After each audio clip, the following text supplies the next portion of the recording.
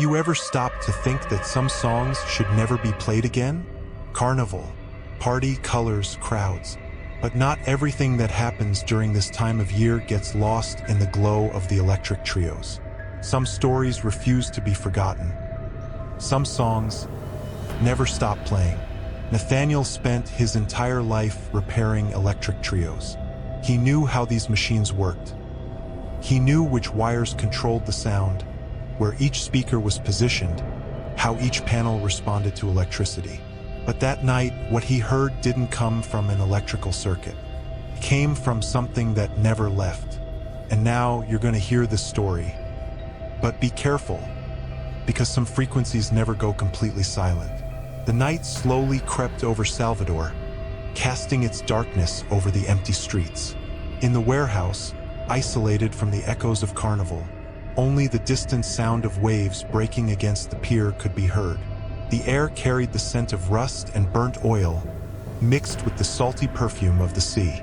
Under the pale light of a single spotlight, Nathaniel, a tall man with brown hair and greenish-brown eyes, walked among the metal structures of the electric trio he knew so well. At 46 years old, he had dedicated his life to maintaining these giant machines. But that night carried a different weight. The electric trio before him wasn't like the modern ones parading through the city. It was old, a relic from the 1950s, kept there out of the owner's stubbornness.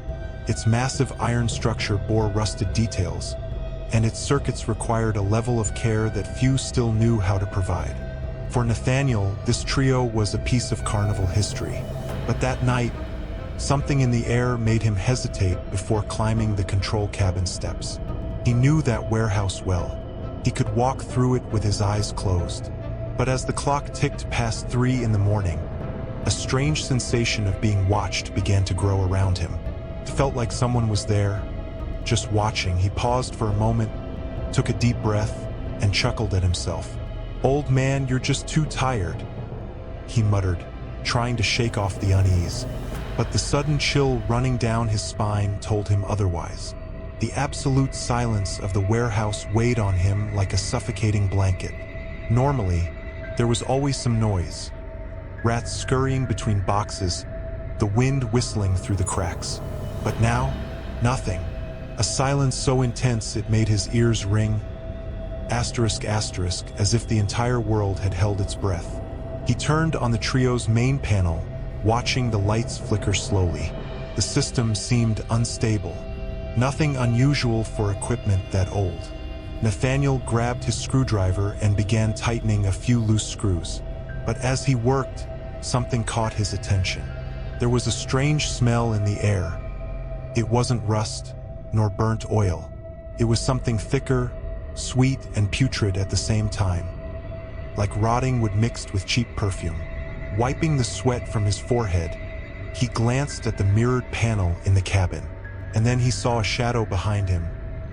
Quick, dark, standing in the shadows. His heart jumped in his chest.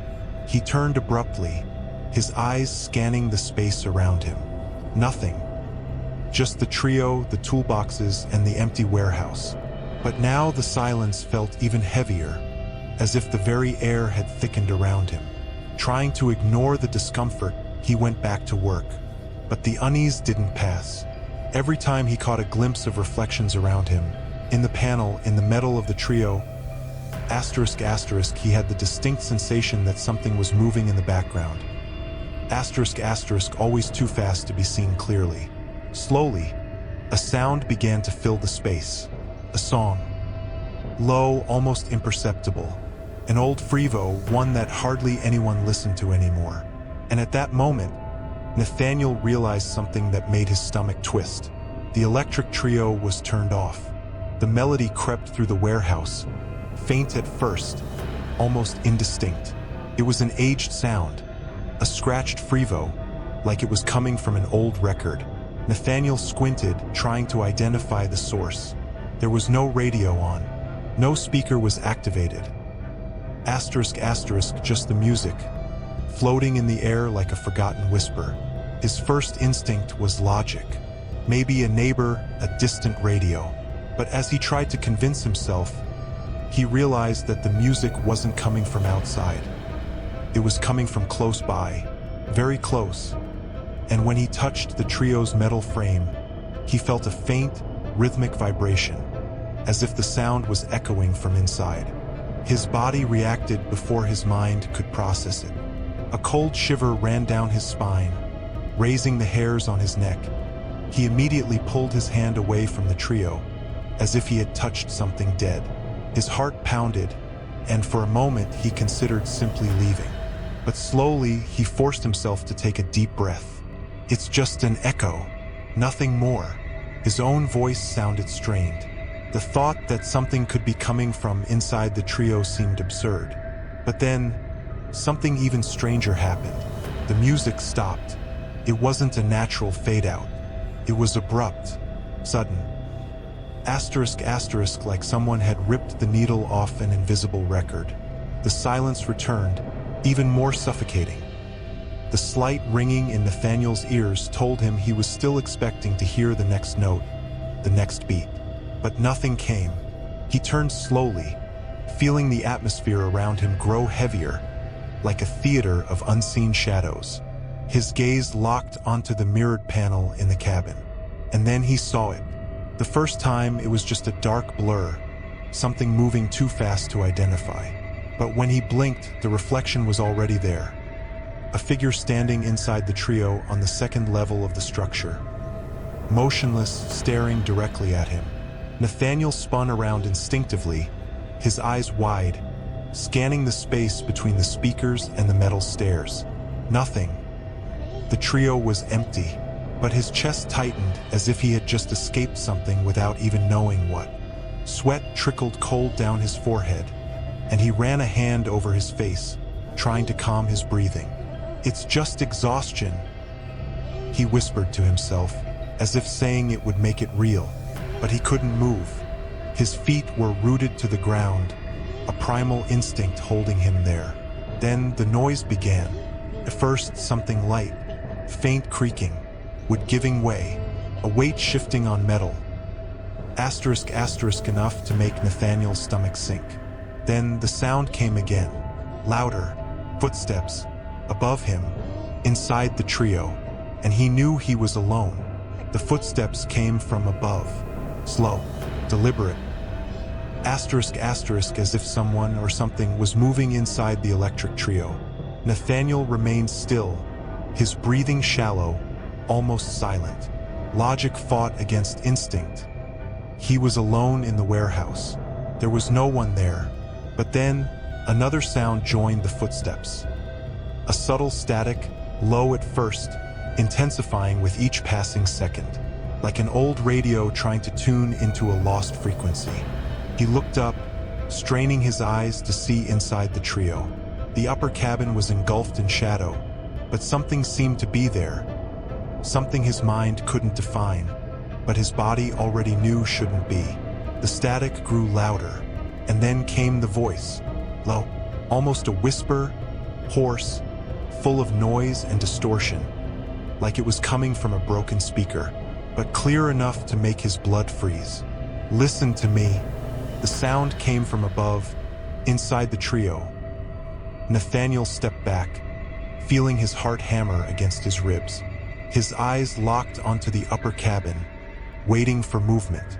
But nothing changed. Only the dense silence that swallowed every breath of air in the warehouse. He swallowed hard, tried to think logically. The trio's sound system was off.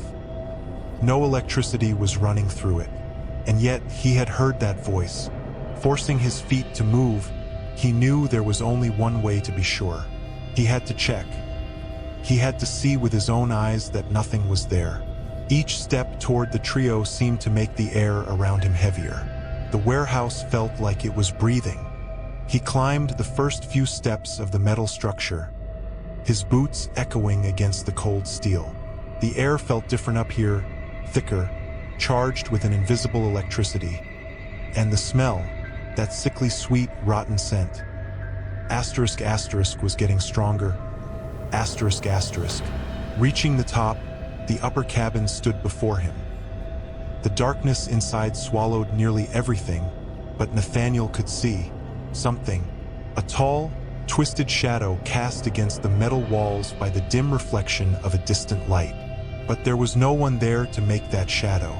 And then, before he could react, the trio's radio turned on by itself. A sudden burst of static filled the air, distorted, deafening, like a radio stuck between frequencies, buzzing against his eardrums. He took a step back, covering his ears, trying to understand what was happening. In the middle of the static, the voice returned, this time louder, more insistent. Asterisk, asterisk. You need to listen. And then, for a fraction of a second, the static vanished. In its place came the sound of laughter, but not normal laughter, ancient laughter. A chorus of distant voices, chuckling like echoes from a long-forgotten carnival. And beneath that impossible sound, Nathaniel heard another noise, something climbing the steps. Right behind him, the sound of footsteps on the staircase was deliberate, measured, step by step.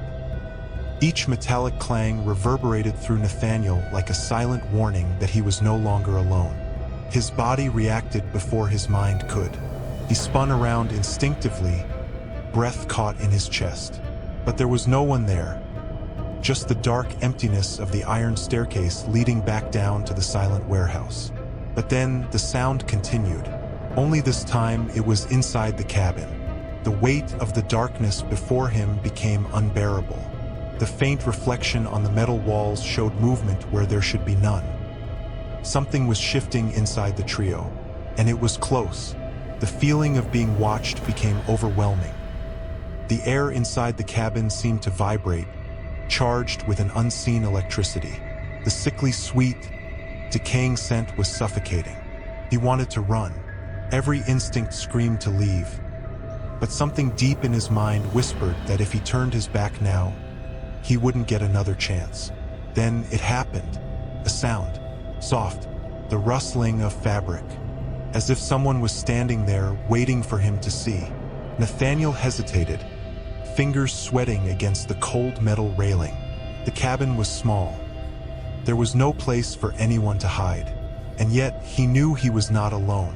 The weak light from the panel reflected a sudden movement inside the cabin. A shadow shifted too fast, but it wasn't what he saw that made his heart stop. It was what he felt. A warm breath right against his ear, and a voice, low, crackling with static. "I never left." A cold wave crashed through his body.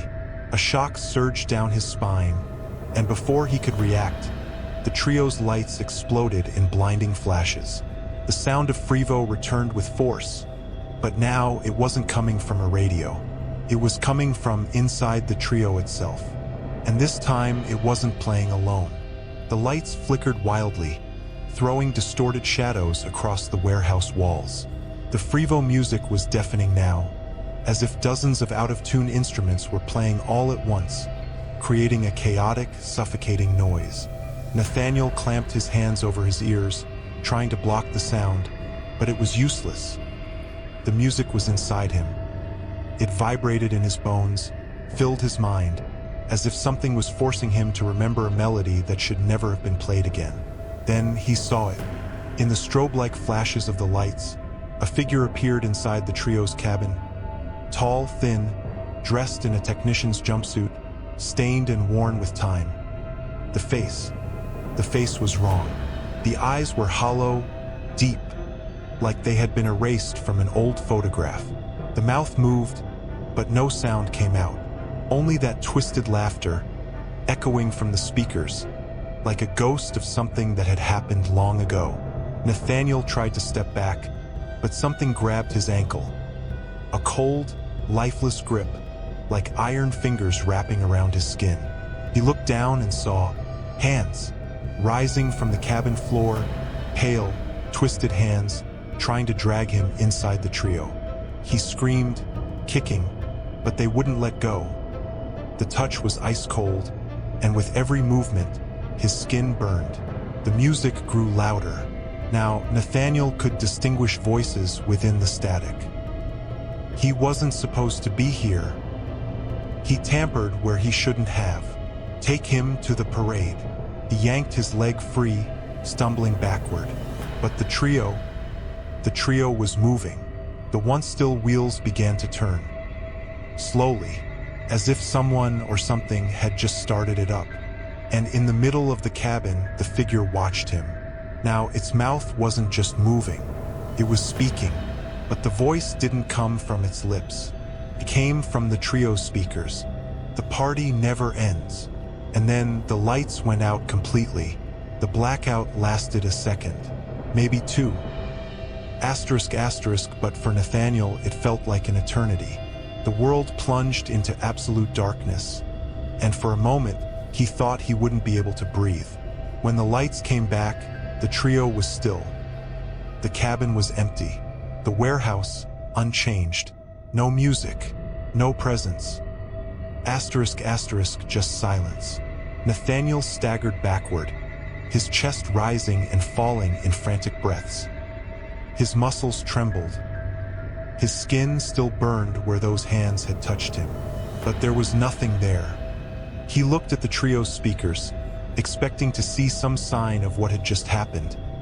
But they were off, the wires loose, as if they had never been connected, as if none of it had been real.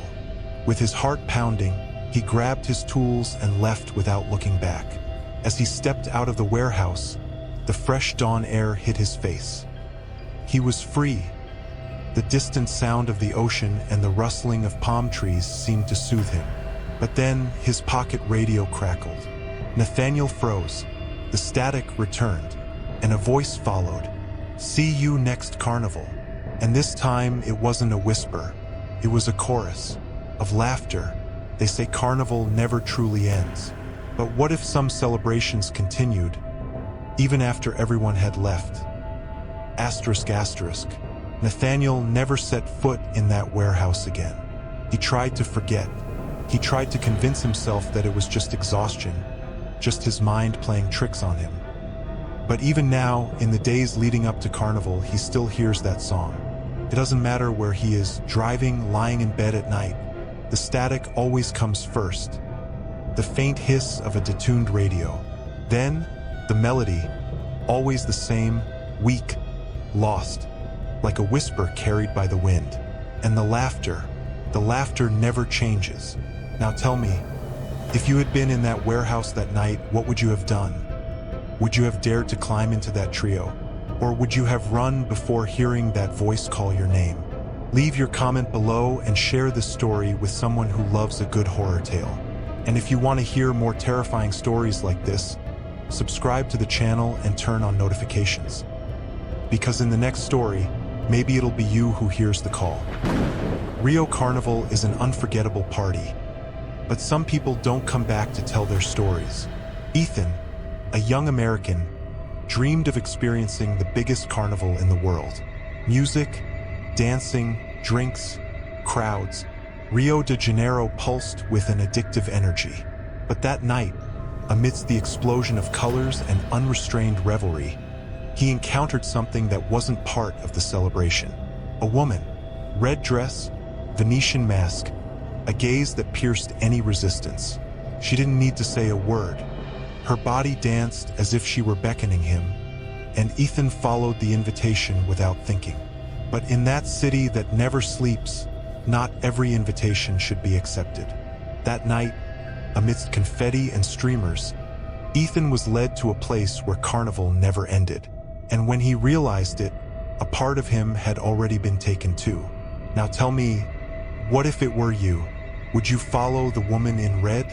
The Rio de Janeiro Carnival was a living spectacle, an explosion of color, music, and energy that spread through the streets like an intoxicating spell. Ethan, a 27-year-old American, tall, fair-skinned, with brown hair and blue eyes, felt at the center of this whirlwind. The streets vibrated with deafening drumming, and the crowd danced as if in a trance. Masks, glitter, sweaty bodies mingled in a chaotic and sensual scene. The smell of beer and sweat blended with the sweet aroma of tropical fruits, creating an intoxicating perfume in the air. Ethan twirled a bottle in his hand, captivated by the intensity of that night. It was his first time in Brazil, and he wanted to experience every second of the party. He didn't speak Portuguese well, but he didn't need to. The universal language there was dance, laughter, touch. People pushed and embraced each other. Strangers became intimate in seconds. The city seemed to pulsate beneath his feet, and Ethan felt alive like never before. But it was when he saw her that everything around him lost its brilliance. In the middle of the crowd, a woman moved in a mesmerizing way. She didn't dance like the others, but as if she were conducting a spell. She wore a tight red dress that hugged her curves like a second skin. Her black hair cascaded in waves over her shoulders, and a red mask covered half of her face. Ethan felt a shiver run down his spine. She wasn't just dancing, she was calling him. Her gaze locked onto his, a half smile on her blood-red lips. The crowd moved around her, but it was as if no one else noticed her presence.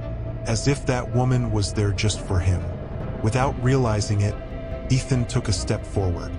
The sound of the music seemed to diminish, muffled by the accelerated beating of his own heart. The woman tilted her head slightly, a silent invitation. The movement of her hips, the way her fingers glided over her own neck, everything about her exuded desire and danger. She turned, leaving a trail of sweet perfume in the air. Ethan followed without thinking, pushing through bodies, dodging drunk revelers, crossing the wave of confetti and streamers falling from the sky. The red dress floated between the carnival blocks, like a beacon in the midst of madness. She didn't look back, but she knew he was following. The city seemed to have isolated them in their own universe. Ethan didn't notice when the crowd began to thin out. He didn't see when the illuminated streets began to give way to darker alleys. He just wanted to get to her. When he finally got within a few steps, she stopped. The warm Rio breeze made the red fabric flutter around her legs. Ethan reached out, but she laughed. A low sound, almost a whisper. Then, without saying anything, she took his hand and guided him into an alley. And he went. The heat in the alley was different. The music of the party no longer reached with such force, muffled by the concrete walls around. The smell of beer and sweat was replaced by something denser, a sweet and cloying perfume, mixed with a slight metallic touch. But Ethan didn't notice. The woman in red didn't stop walking, and he followed her without hesitation. His feet kicked the remains of streamers and plastic cups scattered on the ground. The walls were covered in graffiti with phrases in Portuguese that he didn't understand, some scratched out as if someone had tried to erase them. But his attention was fixed on the sway of her hips in front of him. She finally turned to him. The alley was narrow, and the dim light from the streetlights barely reached there. Her eyes shone under the mask, as if they were laughing at him. She didn't seem breathless or sweaty, unlike the other people on the street. It was as if she hadn't been dancing all night, as if she had just arrived. Ethan smiled and tried to say something, but she just put a finger to her lips, asking for silence. Then, she took another step forward, pressing her body against his. The red dress was warm against his skin. Her scent became even stronger, sweet, almost suffocating. He felt her nails slide gently across his chest, then up to the nape of his neck. The touch was icy. The temperature of her body didn't make sense. It didn't match the heat of Rio. A chill ran up Ethan's spine, but his mind was still intoxicated by desire. She moved away slowly, pulling him by the hand, leading him like a patient predator. Ethan hesitated. For the first time, something inside him seemed to trigger an alert. The alley now seemed darker. The noise of the party no longer reached. It was as if they were miles away from the city. He looked back. The path they had traveled seemed longer than it should be. The streetlights flickered erratically, casting shadows that danced on the walls. Why did that alley seem so empty? He looked back at her. Her red lips curved into a languid, seductive smile, as if she knew exactly what he was thinking. Then, without saying anything, she held his face and kissed him. Ethan's mind went blank. Her taste was intense, like red wine mixed with something spicy. His senses seemed numb, his body heavy. A strange heat ran through his veins, and his vision blurred for a moment. He tried to blink, but the world spun.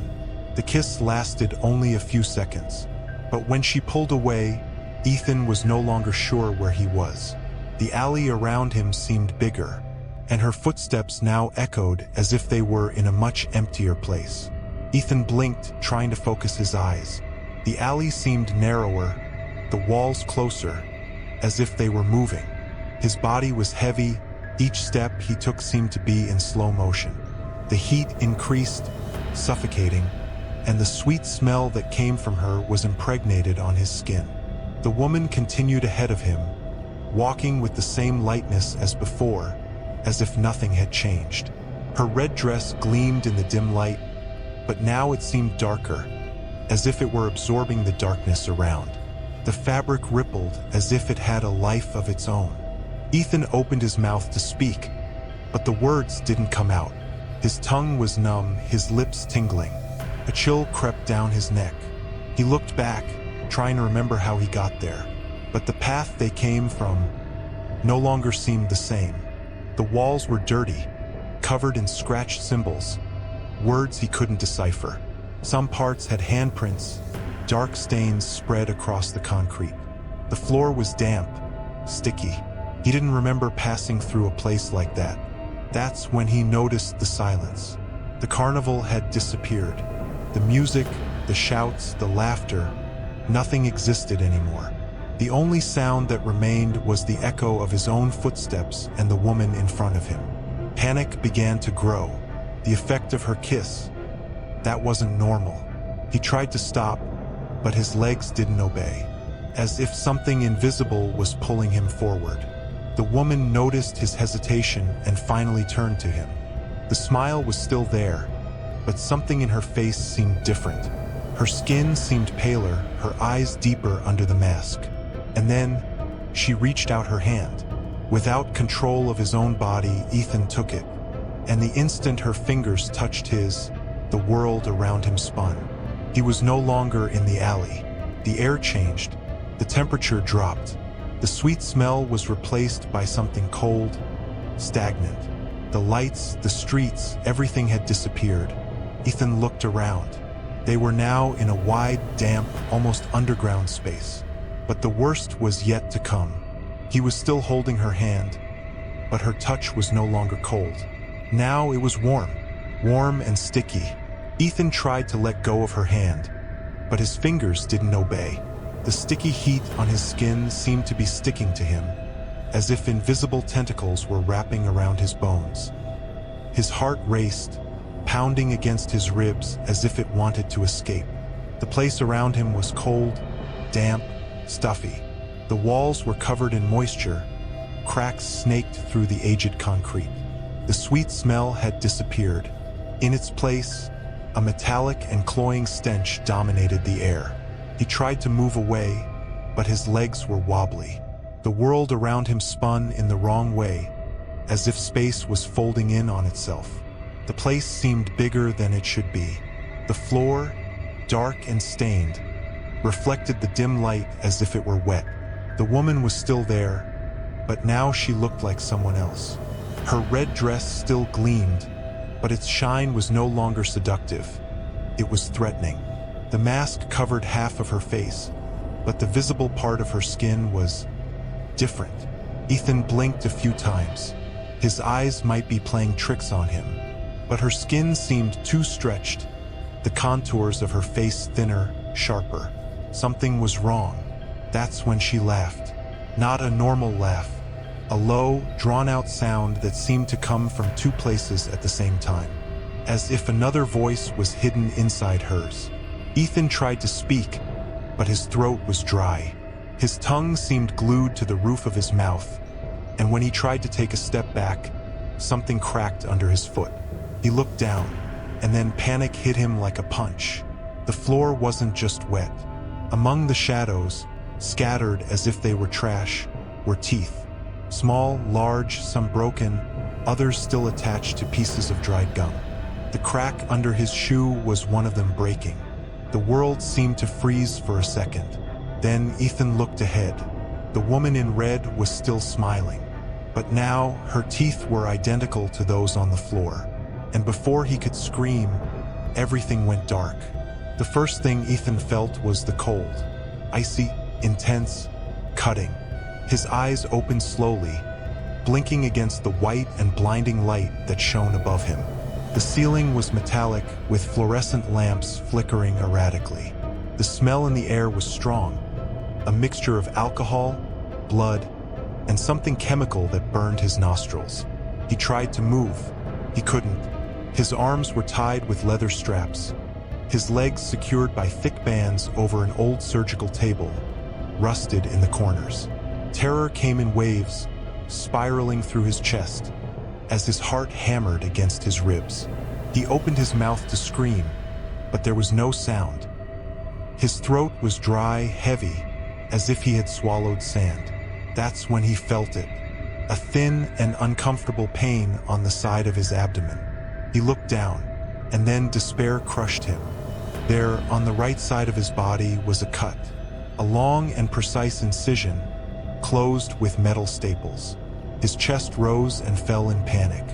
What had they done to him? That's when a door creaked at the back of the room. Ethan turned his face with effort, and then he saw them. Two figures wearing white blood-stained aprons, faces covered by opaque surgical masks. Their eyes were cold, without emotion. One of them held a scalpel, the other a glass bottle with a transparent liquid. Something was about to happen. And then, in the corner of the room, someone laughed. The low, drawn-out, familiar laugh.